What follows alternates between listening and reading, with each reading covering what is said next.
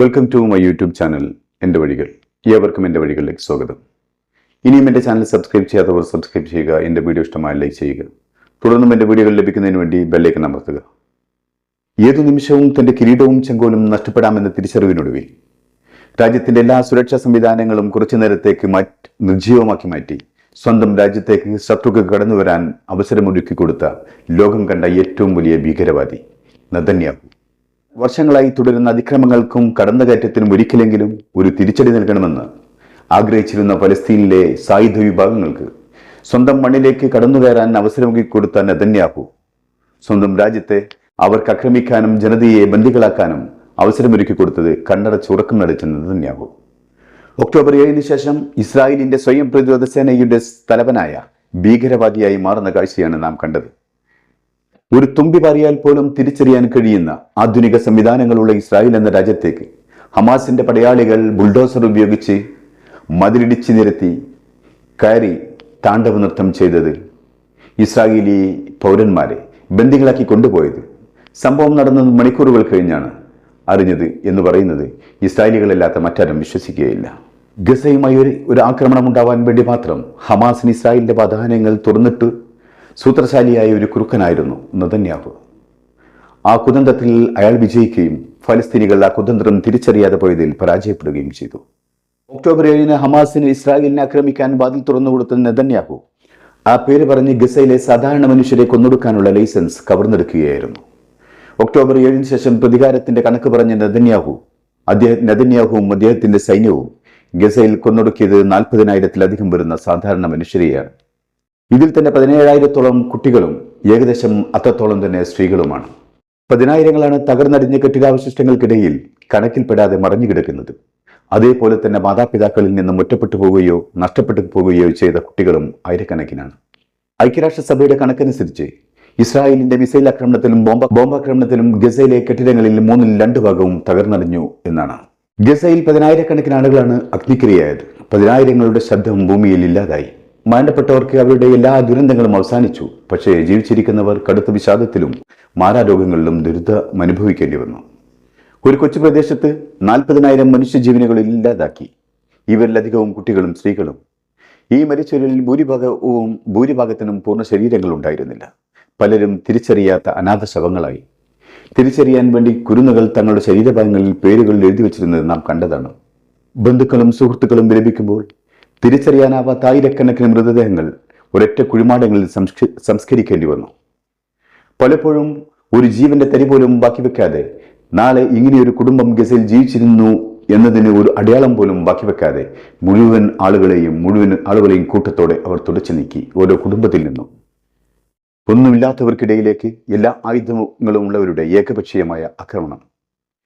ഹെലികോപ്റ്ററുകളും യുദ്ധവിമാനങ്ങളും ടാങ്കുകളും കവചിത വാഹനങ്ങളും ഉപയോഗിച്ച് അവർ ഗസയെ ചുരണ്ടിക്കളഞ്ഞു, ഇല്ലാതാക്കി. സാധാരണ ജനങ്ങൾ തിങ്ങിപ്പാർക്കുന്ന പ്രദേശങ്ങളിൽ അതിരുകളില്ലാത്ത ആക്രമണത്തിൽ ഈയലുകളെ പോലെ 40,000 മനുഷ്യർ മരിച്ചു വീണു. 100,000-ലധികം മനുഷ്യർ പരിമിതരും നിത്യരോഗികളുമായി. 21-ാം നൂറ്റാണ്ടിൽ മനുഷ്യൻ കണ്ട ഏറ്റവും വലിയ കൂട്ടക്കൊല, മനുഷ്യ സങ്കല്പത്തിനപ്പുറത്തുള്ള മനുഷ്യവേട്ട. അങ്ങനെ വർണ്ണവെറിയുടെയും വംശവെറിയുടെയും സാത്താന്മാർ വിവേചനരഹിതമായ ആക്രമണത്തിലൂടെ കൊന്നുതള്ളിയത് 40,000-ത്തിലധികം വരുന്ന മനുഷ്യജീവനുകളെ. കണക്കിൽപ്പെട്ടവരുടെയും തിരിച്ചറിഞ്ഞവരുടെയും മരണത്തിന്റെ എണ്ണം മാത്രം. തിരിച്ചു കിട്ടാത്ത കടുത്ത ബോംബിങ്ങിൽ കെട്ടിടങ്ങൾക്കിടയിൽ മറഞ്ഞു കിടക്കുന്നവർ 10,000-ങ്ങൾ വേറെയുണ്ട്. എന്നിട്ടും അറബ് ജനതയ്ക്ക് നേരം വെളുത്തില്ല. അവരുടെ മനസ്സാക്ഷി മരവിച്ച് ഒന്നുമല്ലാതായിരിക്കുന്നു. അവർക്ക് സുഖലോലുപരായി ജീവിക്കാൻ അമേരിക്കയും ഇസ്രായേലും പാശ്ചാത്യ രാജ്യങ്ങളും വേണം. ഇത്രയൊക്കെ കണ്ടിട്ടും ലോക ജനതയുടെ പ്രതിഷേധങ്ങൾ ഉയർന്നിട്ടും വൻശക്തികൾ ഇസ്രായേലിന്റെ ആയുധപ്പുരകൾ നിറക്കുകയാണ്.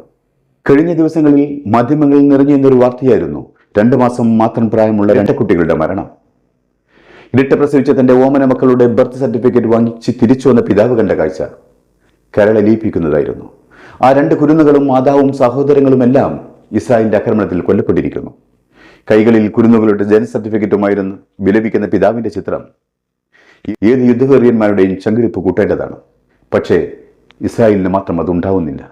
ഗസയിലെ നിരാലംബരായ ജനങ്ങളുടെ ജീവന് ആരും വില കൽപ്പിക്കുന്നില്ല. ഒരു വിഭാഗം ജനതയെ, അവരുടെ സംസ്കൃതിയെ കൊന്നു കുഴിച്ചുമുടുന്നതിനെയാണ് യുദ്ധമെന്ന് വിളിക്കേണ്ടത്. പതിനായിരക്കണക്കിന് കുരുന്നുകളെ അവരുടെ ജീവിക്കാനുള്ള അവകാശത്തെ ഇല്ലായ്മ ചെയ്യുന്നതിനെയാണോ യുദ്ധമെന്ന് വിളിക്കേണ്ടത്? ഗസയിൽ കൊല്ലപ്പെട്ട കുട്ടികളിൽ 2000-ലധികം കുട്ടികൾ 2 വയസ്സിന് താഴെ മാത്രം പ്രായമുള്ളവരായിരുന്നു. അവർക്ക് ഈ യുദ്ധവുമായി എന്ത് ബന്ധമാണുള്ളത്? മുലപ്പാലിന്റെ ഗന്ധം ചുണ്ടുകൾ നിറഞ്ഞു നിൽക്കുന്ന കുരുന്നുകൾ ആരുടെ ശത്രുക്കളാണ്? അവരെ ശത്രുക്കളാക്കാൻ ഇസ്രായേലിനെ പോലെ വംശവെറിമുത്ത ജൂതന്മാർക്ക് മാത്രമേ കഴിയുകയുള്ളൂ. ഹിറ്റ്ലർ നടത്തിയ ഹോളോകോസ്റ്റിന്റെ പേര് പറഞ്ഞ് കണ്ണീർ പൊഴിക്കുന്ന ജൂതർ ഗസയിലെ മനുഷ്യരെ കൂട്ടക്കൊല ചെയ്യുന്നതിന് എന്ത് നീതീകരണമാണുള്ളത് പറയാനുള്ളത്? ഹമാസാണ് നിങ്ങളുടെ ശത്രുവെങ്കിൽ ഹമാസുമായി ഏറ്റുമുട്ടുക. എന്തിനും പ്രാപ്തിയുണ്ടെന്ന് അവകാശപ്പെടുന്ന ഇസ്രായേലി സൈന്യം ഇപ്പോൾ ഗസയിൽ നിറഞ്ഞു നിൽക്കുകയാണ്. എന്തിന് നിങ്ങൾ ബോംബും മിസൈലുകളും ഉപയോഗിച്ച് നിരപരാധികളെ കൊല്ലുന്നു? ഹമാസിനെ അവരുടെ മാളങ്ങളിൽ കയറി നിങ്ങൾക്ക് ആക്രമിച്ചുകൂടെ? പക്ഷെ നിങ്ങളുടെ ആവശ്യം അതല്ല. നിങ്ങൾക്ക് ഫലസ്തീനുകളുടെ മണ്ണ് സ്വന്തമാക്കണം.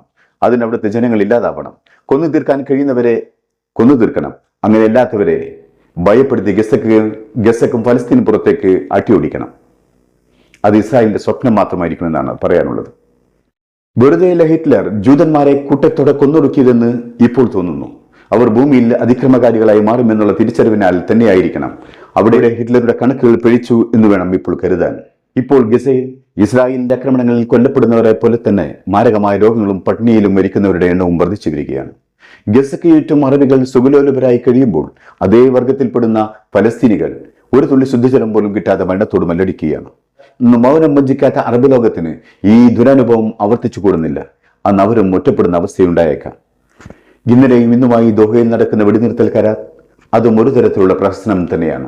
ഒരു ഭാഗത്ത് അമേരിക്കയും ഈജിപ്തും ഖത്തറും മറുഭാഗത്ത് ഇസ്രായേൽ പ്രതിനിധികളും പങ്കെടുക്കുന്ന വെടിനിർത്തൽ ചർച്ച നടക്കുമ്പോഴും ഇസ്രായേലിന്റെ നീതീകരിക്കാനാവാത്ത കൂട്ടക്കൊല നിർബാധം തുടരുകയാണ്.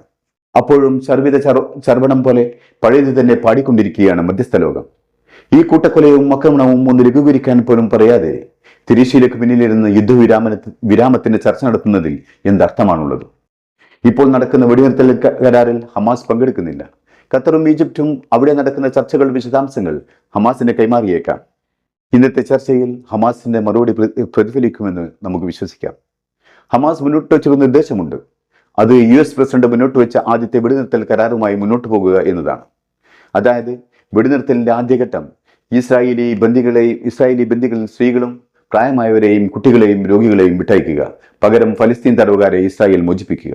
കൂടെ ഗസയിലെ ജനവാസ മേഖലകളിൽ നിന്ന് ഇസ്രായേൽ സൈന്യം പിൻവാങ്ങുക. രണ്ടാമത്തെ ഘട്ടം ബാക്കിയുള്ള ബന്ദികളുടെ മോചനവും ബാക്കിയുള്ള ഫലസ്തീൻ തടവുകാരുടെ മോചനവും സാധ്യമാക്കുക. മുഴുവൻ ഇസ്രായേലി സേനയും പിന്മാറ്റവും പരസ്പര സഹിഷ്ണുതയിൽ വർദ്ധിക്കുകയും ചെയ്യുക. മൂന്നാമത്തെ ഘട്ടം ഗസയുടെ പുനർനിർമ്മാണമാണ്.